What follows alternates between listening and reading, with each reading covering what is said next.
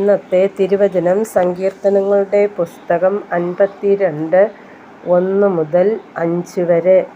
വീരാ, നീ ദുഷ്ടതയിൽ പ്രശംസിക്കുന്നതെന്ത്?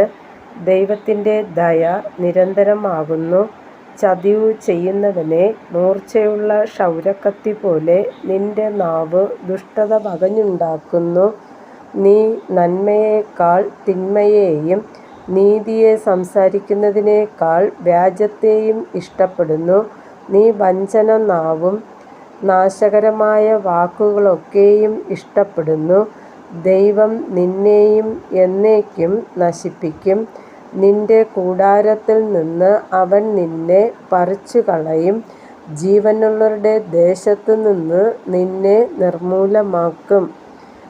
കർത്താവായ യേശുവേ, അങ്ങയുടെ നാമം വാഴ്ത്തപ്പെടുമാറാകട്ടെ. ആമേൻ.